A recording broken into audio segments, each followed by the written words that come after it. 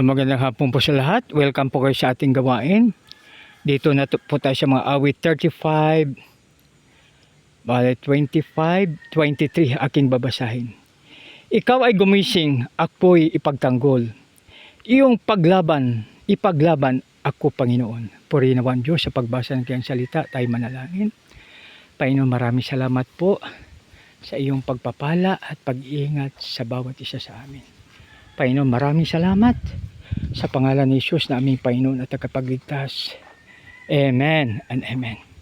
Dito mga kaibigan, sa simula natin sa 21, ang paratang nila na sumisigaw, ang iyong ginawa ay aming namasdan. Ngunit ikaw, Yahweh, ang nakakabatid. Kaya Panginoon, huwag kang manahimik. Ako'y huwag mong iiwan sa paghihinagpis. Ikaw ay gumising, ako ipagtanggol.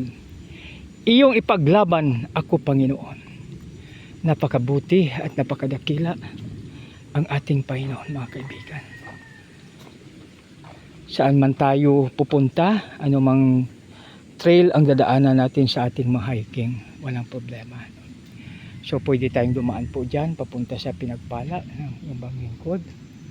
Subalit dito muna tayo sa kabila, no, kasi dito mag shortcut pwede po rito. Kasi dyan lang po siya, malapit lang. No? Sa sunod kung may kasama po ako ay gagawa kami ng trail para pupunta doon.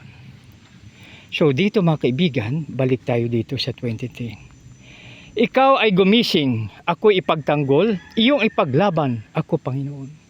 So mga kapatid, alam mo ba ang dahilan po ng tres minsan ay ang hindi na natin dapat gagawin ay ginagawa pa natin. Kaya dapat kung ano ang para sa atin, yun lang yung kaya natin. Kasi kung hindi na natin kaya, si Lord ang bahala doon. No? Tulad kay Pedro, yung siya ay nakulong. No? Sabi na ang Pedro, bumangon ka. Bakit pwede naman na ibangon siya ng anghel? Pero hindi ginawa ng anghel. Kasi kaya ni Pedro na magbangon. Tapos sabi, isuot mo ang iyong panyapak. So isinuot ni Pedro dahil kaya niya. Kaya ganun din tayo mga kaibigan. Kung kaya natin, gawin po natin. Dahil ang Panginoon ang siyang tutulong sa atin pag hindi na po natin kaya. Faith comes when human strength ends. Yan ang sabi ng matatalinong tao. Yun ang sinabi po nila. So, totoo naman po na kung wala tayo, di ba minsan, sabi natin, Lord, ikaw na pong bahala sa akin. So, ibig sabihin, pinaubaya na natin kay Lord yung ating dapat gagawin. Isang mapagpalang hapon sa lahat, manalangin tayo. Salamat o Lord na ikaw ang aming proteksyon. Ano man aming sinusuong, nandyan ka upang tulungan kami. Panginoon, maraming salamat. Sa iyo lamang ang kapurhang kalawatian.